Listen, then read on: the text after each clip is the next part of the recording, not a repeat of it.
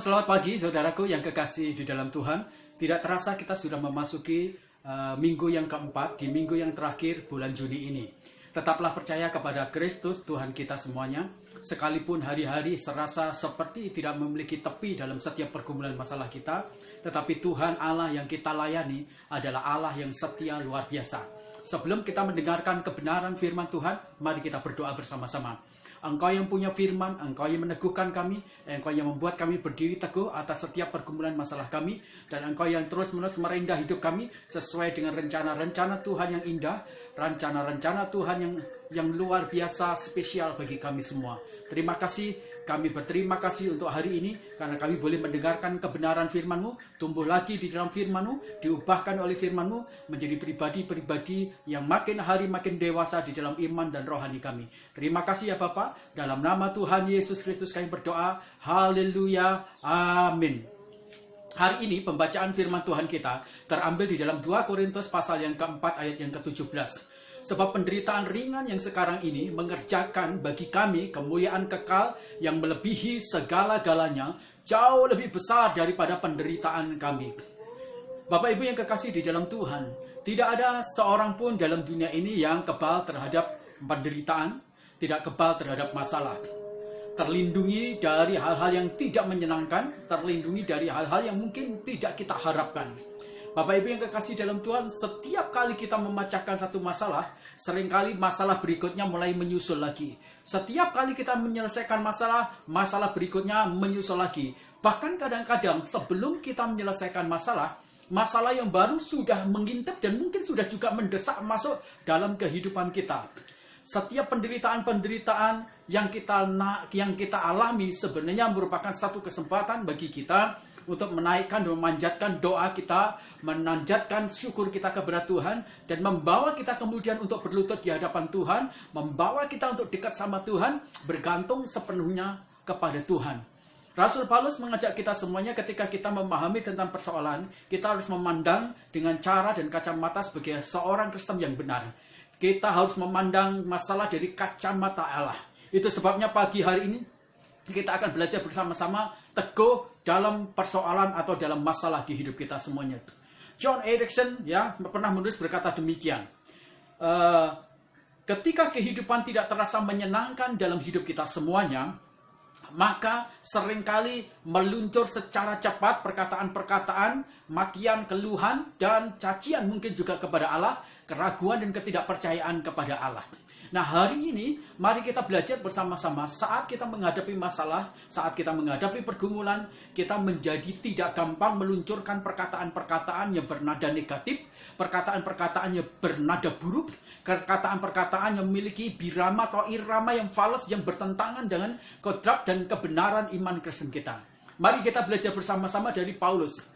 Bagaimana penderitaan itu harus dimaknai dengan benar, sehingga pada akhirnya kita menjadi kuat di tengah-tengah persoalan, kita menjadi kuat di tengah-tengah pergumulan, kita menjadi kuat di tengah-tengah segala sesuatu yang tidak baik dalam hidup kita semuanya. Mari kita belajar bersama-sama. Bagaimana caranya kita kemudian menjadi pribadi yang sangat kuat di tengah penderitaan, di tengah-tengah masalah. Yang pertama, kita harus menyadari bahwa penderitaan yang kita alami itu adalah merupakan satu penderitaan yang berada di ambang batas dalam kehidupan kita semuanya. Ambang batas normal bagi kita semuanya. Paulus berkata, penderitaan yang kita alami walaupun dalam konteks yang berbeda, baik jenis yang berbeda, tekanan yang berbeda, mungkin juga durasi jumlahnya yang berbeda, tapi penderitaan itu harus dipahami sebagai penderitaan yang sangat ringan. Mengapa Paulus menekankan kepada kita semuanya bahwa penderitaan kita itu adalah satu penderitaan yang ringan? Siapapun juga, engkau orang Kristen, jenis apapun penderitaanmu, dalam konteks apapun juga, dalam jumlah berapapun juga penderitaanmu, penderitaan kita itu masih dalam ambang batas yang normal, masih dalam ambang batas yang sangat ringan. Kenapa? Karena kasih karunia Allah itu yang menopang kita, sehingga kita jatuhnya bukan di dalam keterperosokan. Kita jatuhnya tetap di dalam kasih karunia itu. Dan kalau kita jatuh di dalam kasih karunia, maka penderitaan tidak akan pernah membuat kita makin terpuruk. Karena penderitaan tidak akan pernah membuat kita kemudian hancur. Karena penderitaan tidak akan pernah membuat kita kemudian menjadi pribadi yang tidak bisa bangkit. kita pasti sanggup menghadapi masalah. Kenapa? Karena penderitaan itu telah ditentukan ambang batasnya oleh kasih karunia Allah. Tidak akan menjatuhkan kita, tidak akan menenggelamkan kita, tidak akan memerosotkan kita. Sebab ada ambang batas yang telah Tuhan berikan kepada kita semuanya sebagai batas selinier, sehingga masalah itu tidak akan membuat kita terjerembab, tidak akan membuat kita jatuh luar biasa. Saya akan memberikan satu ilustrasi gambarnya. Sebentar, saya akan bawakan. Nah, Bapak Ibu yang kekasih dalam Tuhan, Bapak Ibu bisa lihat ambang batas misalnya. Jadi, ada masalah-masalah yang seringkali datang di dalam hidup kita semuanya. Nah, masalah datang dari kita semuanya. Tetapi lihat garis yang di sini. Ini adalah garis yang dinamakan dengan garis kasih karunia Allah. Itu adalah ambang batas masalah. Jadi setiap kali kita menghadapi masalah-masalah, kita tidak akan pernah sampai di bawah ambang batas kasih karunia ini. Kenapa? Karena itu merupakan satu bentuk dari proteksi Tuhan itu kepada kita semuanya. Di bawah ambang batas kasih karunia Allah, itu adalah ambang batas kehancuran, adalah ambang batas keterpurukan. Dan orang Kristen tidak akan jatuh di dalam keterpurukan. Orang Kristen tidak akan jatuh di dalam kehancuran. Orang Kristen tidak akan jatuh di dalam segala sesuatu yang membuat dia tidak bisa bangkit. Kenapa? Karena orang Kristen jatuhnya bukan ada di keterpurukan. Tapi orang Kristen dalam setiap masalah-masalah dia berada di ambang batas masalah, yaitu dalam garis kasih karunia. Setiap kali dia menghadapi masalah, selalu jatuhnya itu di bawah kasih karunia Allah. Itu sebabnya orang Kristen tidak akan menghadapi keterperosokan, keterpurukan, kejatuhan yang membuat dia tidak bisa bangkit. Maka bersyukurlah kita harus kuat di dalam Tuhan dalam setiap penderitaan kita, karena ternyata penderitaan kita itu selalu di bawah ambang batas normal dari kasih karunia Allah yang memegang kita, yang menaungi kita semuanya, yang membuat kita tidak sampai tergeletak, yang membuat kita tidak sampai jatuh. Dan ini luar biasa. Itu yang ditekankan oleh Rasul Paulus. Maka dia katakan penderitaan yang kita hadapi ini adalah satu penderitaan yang ringan. Kenapa? Tidak akan membuat kita sampai kemudian menghadapi kondisi yang melemahkan kita dalam segala daya kita. Ada kasih karunia Allah yang menopang kita. Ada kasih karunia Allah yang membuat kita jatuhnya di situ, sehingga kita tidak menjadi hancur berantakan. Itu yang pertama. Yang kedua, bagaimana caranya supaya kita menjadi orang Kristen yang tetap teguh di tengah-tengah pergumulan dan masalah kita? Ingatlah bahwa rencana Allah itu sangat baik, dan happy ending dari masalah kekekalan kita itu adalah kebahagiaan dan sukacita bersama-sama. Allah itu mengetahui apa yang terbaik bagi kita, Bapak Ibu. Allah itu mengetahui apa yang menjadi kepentingan kita semuanya. Jikalau ada satu masalah-masalah yang datang di dalam diri kita semuanya, ingat perkataan dari Paulus, penderitaan sekarang ini mengerjakan satu kemuliaan yang bersifat kekekalan, mengerjakan sesuatu yang mulia, sesuatu yang membahagiakan, sesuatu yang menyenangkan, sesuatu yang membuat kita terangkat, kapasitas kita, kualitas kita, derajat kita di dalam kekekalan bersama-sama dengan Tuhan kita semuanya.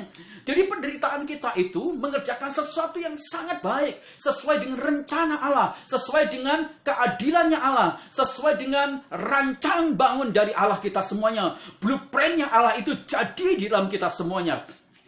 Bapak Ibu, ada seorang yang namanya Corrie ten Boom, ya. Dia seorang yang menderita di dalam kamp penampungan Nazi pada waktu itu.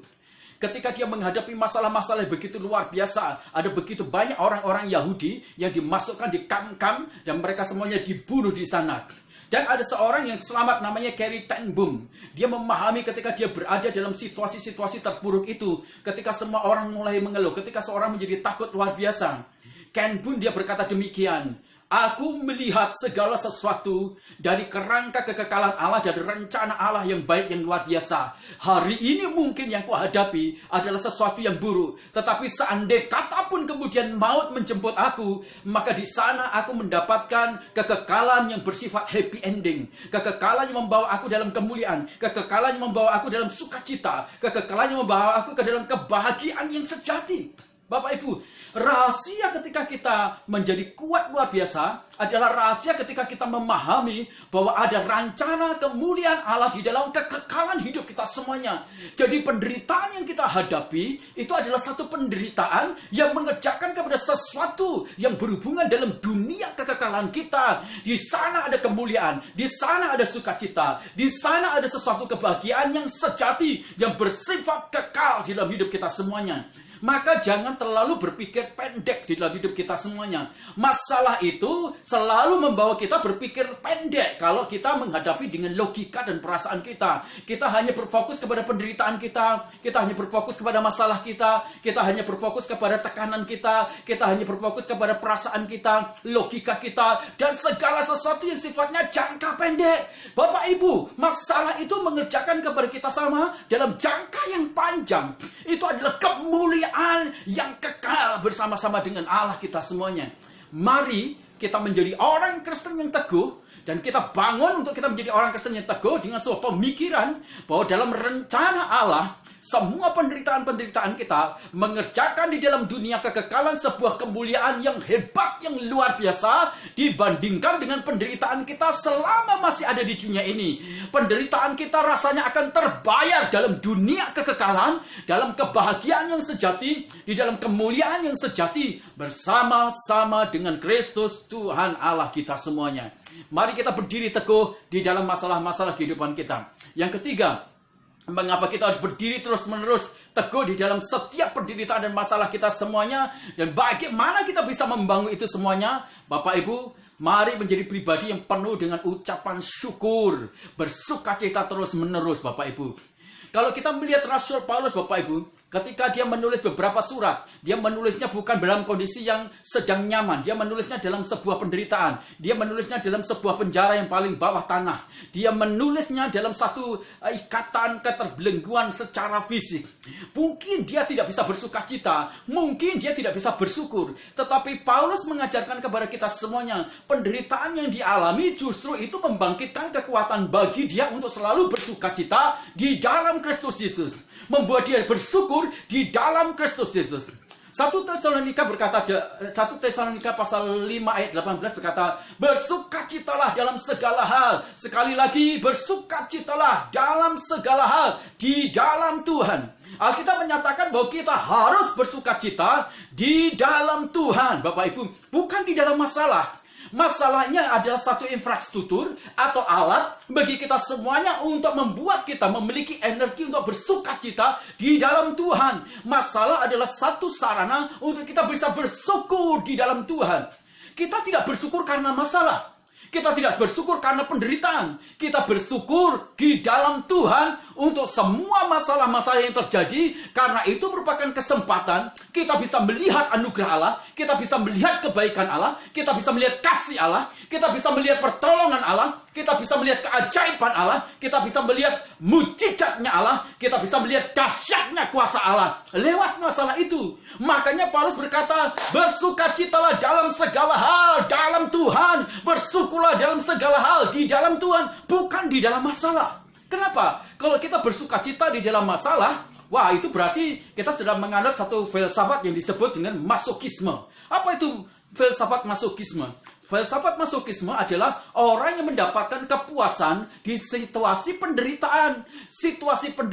Situasi aniaya. Kemudian dia mendapatkan satu kepuasan. Jadi kalau lihat penderitaan, dia puas. Kalau dia melihat kesakitan, dia puas. Kalau dia melihat segala sesuatu yang buruk menimpa diri dia atau orang lain, dia merasa puas. Bukan itu. Tapi kita bersukacita bukan dalam masalah, tapi kita bersukacita di dalam Tuhan. Kita bersyukur di dalam Tuhan. Karena masalah itu menjadi satu sarana, menjadi alat untuk kita bisa melihat Tuhan, melihat kedahsyatannya, melihat mujizatnya, melihat kebaikannya, melihat bagaimana dia menggendong, melihat secara pribadi bagaimana dia terus menghibur, memberi kekuatan bagi kita semuanya. Maka bersukacitalah. Karena kita mengetahui lewat penderitaan itu, Allah itu bersama kita. Kuasanya bersama dengan kita. Perlindungannya, berkatnya juga bersama-sama dengan kita. Kekuatannya juga bersama-sama dengan kita. Itu yang luar biasa. Dan yang keempat, saudara-saudaraku yang kekasih dalam Tuhan, bagaimana caranya kita bisa berdiri teguh di tengah-tengah masalah dan pergumulan kita. Yang terakhir, yang keempat adalah menolak untuk menyerah. Pada dasarnya masalah-masalah itu berurusan dengan pembentukan karakter di dalam diri kita semuanya. Pada dasarnya masalah-masalah itu merupakan satu proses. Bagaimana kita semuanya dibentuk dari cara berpikir kita, cara berperasaan kita, perilaku kita semuanya, respon dan reaksi kita terhadap masalah itu semuanya. Jadi setiap masalah-masalah yang terjadi di dalam hidup kita semuanya, di sana ada karakter yang dibaharui, di sana ada karakter yang dibentuk, di sana ada karakter yang dibuat indah, di sana ada karakter yang dibuat menjadi lebih berkualitas lagi. Di sana ada satu karakter yang diinginkan Tuhan supaya menjadi sesuatu yang luar biasa indah di hadapan Tuhan. Nah, proses pembentukan karakter itu mungkin seperti terlalu lambat atau seperti lambat karena dengan masalah-masalah yang begitu banyak dalam hidup kita semuanya. Oke, kalau masalah-masalah seperti membentuk kita dalam karakternya terasa lambat, itu tidak menjadi masalah. Tapi yang pasti bahwa masalah itu membawa kita pada suatu kondisi karakter kita yang bagus, satu pembentukan karakter yang bagus, satu kondisi pembentukan karakter kita yang berkualitas luar biasa. Kapanpun kita berusaha untuk menghindari dan melarikan diri dari masalah, dan kita tidak pernah bertempur dengan masalah, dan kita tidak pernah diasah dalam karakter kita tidak diasah dalam setiap temperamen kita, reaksi dan respon kita yang bagus, maka masalah itu akan berulang-ulang terus-menerus. Kalau di stake 8 kita kalah, maka kita akan mengulangi dari 0 lagi sampai stake 8 lagi. Kalau stake 8 kita kalah lagi, kita kembali ke 0 lagi. Kita akan memulai sampai di stake 8 lagi, sampai kita kemudian bisa mengalahkan di stake 8, kita baru kemudian balik atau kita kembali beranjak ke stake 9. Jadi hati-hati Bapak Ibu yang kekasih di dalam Tuhan. Setiap kali kita mengalami masalah-masalah, setiap kali itu kita tidak boleh menolak untuk menyerah. Kita harus terus-menerus untuk maju. Kita tidak boleh berhenti. Kita tidak boleh berlari. Kita tidak boleh bersembunyi. Kita tidak boleh menghindar dari masalah itu. Kita harus hadapi sampai kita memenangkan dan kita lanjut di stake yang lebih besar lagi. Stake yang lebih tinggi lagi. Dalam kecepatan yang lebih besar lagi. Dalam kualitas dan bobot yang lebih besar lagi. Akhirnya kita menjadi pribadi yang kuat luar biasa. Jadi ingat, jangan pernah menolak setiap masalah-masalah yang datang di dalam hidup kita semuanya. Dan jangan menyerah. Kenapa? Karena itu akan membentuk kita menjadi pribadi yang memiliki kualitas dalam segala karakter kita yang mumpuni luar biasa. Bila kita memahami hasil dari masalah-masalah itu berhubungan dengan kekekalan, pengembangan karakter kita, dan itu yang membuat kita kemudian berkenan atau tidak kepada Tuhan, maka jangan kita berkata terhadap masalah, bebaskanlah aku. Jangan sampai masalah tidak menimpa aku. Tapi mari kita naikkan dan kita panjatkan satu doa. Tuhan, kiranya masalah ini membentuk aku. Kiranya masalah itu memperbaiki aku. Kiranya masalah itu membuat aku makin berkenan kepada Tuhan. Membuat masalah ini aku menjadi mirip dan serupa dengan gambar Bapa di surga. Itulah yang dikehendaki ketika kita menghadapi masalah-masalah di dalam hidup kita semuanya. Kita mengetahui bahwa ketika kita bertumbuh dalam masalah, di sana kita juga sedang bertumbuh di dalam kedewasaan kita. Kita tumbuh di dalam karakter kita. Kita tumbuh di dalam buah-buah roh kita. Kita tumbuh juga di dalam karunia-karunia roh yang ada di dalam diri kita. Maka jangan pernah untuk kita mau menyerah terhadap masalah. Kita harus maju, kita harus berjuang, kita harus menjadi petarung yang luar biasa terhadap masalah-masalah itu. Dan kalau kita berdiri teguh kepada masalah, yakinilah bahwa kemuliaan di dalam kekekalan itu, yang dapat kita terima itu, tidak dapat dibandingkan dengan penderitaan kita sekarang ini. Bersyukurlah bahwa kebenaran firman Tuhan meneguhkan kita, menguatkan kita lagi. Dalam setiap masalah kita tidak boleh menyerah, tapi kita harus kuat luar biasa. Tuhan memberkati kita semuanya pagi ini. Mari kita berdoa bersama-sama. Bapa di dalam surga, kami berterima kasih, kami bersyukur karena kami melihat kebenaran-kebenaran firman Tuhan yang luar biasa. Setiap kali kami melihat masalah kami, maka penderitaan-penderitaan akibat masalah ini tidak dapat dibandingkan dengan kemuliaan yang Tuhan berikan di dalam kekekalan-Mu. Itu sebabnya kami memandang masalah ini menjadi ringan, karena Tuhan Allah terus menyertai kami di setiap masalah ini. Tuhan, kami berterima kasih. Engkau memberkati seluruh jemaat kami yang mendengarkan kebenaran firman Tuhan ini, supaya mereka dibentuk cara reaksi dan respon mereka terhadap masalah ini. Mereka menjadi orang yang berespon dengan baik, bereaksi dengan baik dengan masalah ini, sehingga masalah ini membuat mereka menjadi unggul, membuat mereka meningkat tajam dalam karakter, dalam sifat-sifat Allah, dalam buah-buah roh, dalam karunia-karunia Allah luar biasa. Terima kasih Terus kami berdoa untuk jemaat-jemaat kami, mitra-mitra kami, sponsor-sponsor kami juga yang memberikan dukungan Tuhan untuk keberadaan gereja kami. Mereka yang hari-hari ini Tuhan imbas COVID-19, usaha mereka, bisnis mereka seperti terpuruk atau seperti menghadapi kendala. Tuhan memberikan kepada mereka damai sejahtera, Tuhan memberikan kepada mereka ketenangan, Tuhan memberikan kepada mereka kebeningan hati supaya mereka tidak menjadi stres dan depresi, supaya mereka semuanya tenang dan bisa mengambil keputusan-keputusan dengan bijaksana. Berikan hikmat-Mu untuk mereka mengurai masalah-masalah ini supaya ada terobosan-terobosan yang baru dan breakthrough yang baru dalam setiap bisnis mereka semuanya. Tuhan memberikan kepada mereka Tuhan untuk keberanian menjadi seorang petarung di tengah-tengah situasi yang sangat buruk ini. Mereka tidak gampang menyerah. Tuhan memberkati bisnis mereka, produktivitas mereka, bahan-bahan baku supaya tersedia, keuangan mereka. Tuhan, Engkau campur tangan, Engkau memberkati. Mereka yang harus membayar Tuhan bunga bank, mereka yang harus membayar pajak, mereka yang harus membayar karyawan, Tuhan, Engkau mencukupkan keuangan mereka. Saudara-saudara kami yang memiliki pekerjaan usaha bisnis ini, Tuhan, Engkau campur tangan.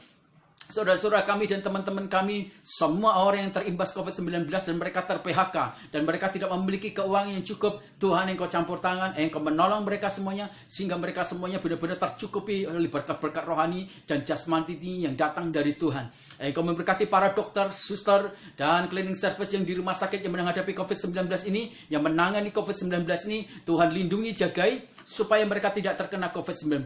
Tuhan memberkati juga untuk Tuhan, saudara-saudara kami yang kena penyakit COVID-19 atau penyakit apapun juga, tangan Tuhan tetap ada bersama-sama dengan mereka. Tuhan, mudah bagi Engkau untuk menyembuhkan dan menjamah mereka dengan kuasa mujizat-Mu sehingga mereka dipulihkan, sehingga mereka mendapatkan kesembuhan yang sejati di dalam Tuhan.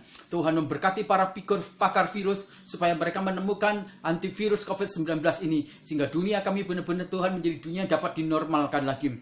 Tuhan memberkati juga Tuhan untuk pemerintah dan negara kami ini. Berkati negara kami serahkan negara ini menjadi bagian dari milik Engkau. Tuhan, Engkau yang beracara, Engkau yang bertindak, Engkau yang merencanakan supaya jadi sesuai dengan keinginan dan kehendak-Mu. Engkau memberkati presiden kami dengan seluruh jajaran pemerintahannya dan kementeriannya. Tuhan memberkati mereka semuanya. Tuhan memberkati presiden kami. Berikan hikmat bersama jajaran kementeriannya untuk memberikan satu kebijakan-kebijakan yang menopang, yang menolong masyarakat dan masyarakat Indonesia supaya pada akhirnya kami bisa pulih lagi di sektor ekonomi dan sektor kesehatan. Tuhan memberikan hikmat kepada Presiden Jokowi untuk benar-benar Tuhan membangkitkan seluruh sektor-sektor yang terdiam ini menjadi bangkit lagi dan terurai lagi sehingga kondisi Indonesia makin hari makin pulih lagi. Memberkati Tuhan perlindungan bagi presiden kami, jauhkan dari segala mara bahaya. Tuhan, jauhkan dari rancangan-rancangan orang jahat yang berusaha Tuhan untuk terus-menerus menekan presiden kami. Dalam nama Tuhan Yesus, perlindungannya datang dari Tuhan, menyertainya Tuhan. Berikan kekuatan, kesehatan, dan keprima bugaran kepada presiden kami supaya dia tetap prima bugar sehingga bisa menangani bangsa Indonesia ini di dalam kekuatan yang Tuhan berikan secara jasmani dalam hidup dia. Tuhan, terima kasih. Berkati pemerintahan di Cipanas ini, berkati bupati, berkati juga Tuhan untuk camat, berkati lurah, kepala desa, RT, RW. Tuhan, Engkau campur tangan, memberkati mereka semuanya. Kota kami serahkan dalam tangan kuat kuasa-Mu. Anugerah Tuhan, penuaian jiwa-jiwa juga terjadi di kota kami ini, Cipanas ini. Supaya ada lawatan Tuhan bagi gereja-gereja Tuhan yang ada di Cipanas, bagi anak-anak Tuhan juga di Cipanas ada kebangkitan rohani, tapi juga ada pertobatan, ada penuaian jiwa-jiwa yang banyak lagi di kota kami ini Tuhan. Tuhan, kami meminta supaya jiwa-jiwa diberikan, dan bukan hanya itu, gereja menjadi siap untuk menampung jiwa-jiwa, memuridkan jiwa-jiwa, memberi makan jiwa-jiwa, sehingga kami semakin hari makin bergandeng tangan untuk menyatakan proyek pekerjaan Tuhan di wilayah Cipanas ini. Terima kasih Tuhan. Kami memberkati juga perekonomian di wilayah Cipanas ini. Ya Tuhan, kami berkati perhotelan, agrowisata, niaga, perikanan, perkebunan, pertanian, peternakan, dan semua bisnis yang terjadi di wilayah kami Cipanas. Tuhan, Engkau campur tangan sehingga ekonomi di Cipanas dipulihkan lagi, sehingga banyak orang yang dipulihkan secara ekonomi sehingga mereka bisa mendapatkan kehidupan yang layak dan mapan Tuhan. Terima kasih. Engkau memberkati pergumulan gereja kami. Kami terus berdoa untuk pertumbuhan iman rohani jemaat kami, karakter jemaat kami, kecintaan mereka kepada Tuhan terhadap gerejanya juga, sumbangsih mereka untuk membuat gereja kami juga menjadi besar yang bersama-sama Tuhan. Engkau memberkati.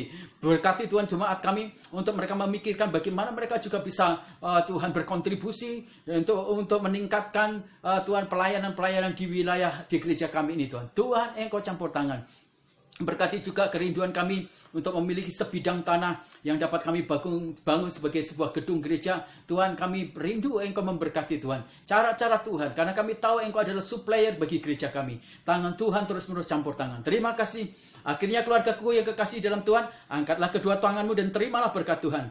Kasih sayang dari Allah Bapa kita lewat anaknya Tuhan Yesus Kristus yang telah mati di atas kayu salib, menebus segala dosa dan kutuk kita. Persekutuan dengan Roh Kudus yang menguduskan kita sehingga kita tak bercacat celah di hadapannya sampai kedatangan Tuhan yang kedua kali. Kita benar-benar menjadi serupa dengan gambar kaliknya. Itulah sebabnya Tuhan memberkati keluargamu. Tuhan memberkati suamimu, Tuhan memberkati istrimu, Tuhan memberkati anak-anakmu. Semua orang yang tinggal di dalam keluargamu diberkati karena Engkau. Tuhan memberkati usahamu. Apa saja yang dikerjakan oleh kedua tanganmu diberkati oleh Tuhan. Tuhan memberkati masa depanmu dan masa depan keturunanmu. Tuhan memberkati kesehatanmu. Keluar masukmu engkau hanya bisa menemukan pintu berkat Tuhan saja. Damai sejahtera dari Allah Bapa menyertai kita mulai hari ini sampai selama-lamanya. Pulanglah bagikan berkat rohani, berkat jasmani kepada orang sehingga mereka semuanya bisa melihat kasih Yesus dalam hidup kita semuanya. Dan beritakanlah Injil, maka Tuhan akan menyatakan tanda-tanda ajaib dalam hidup kita semuanya. Dalam nama Tuhan Yesus Kristus kami berdoa. Haleluya. Amin. Tuhan Yesus memberkati kita semuanya.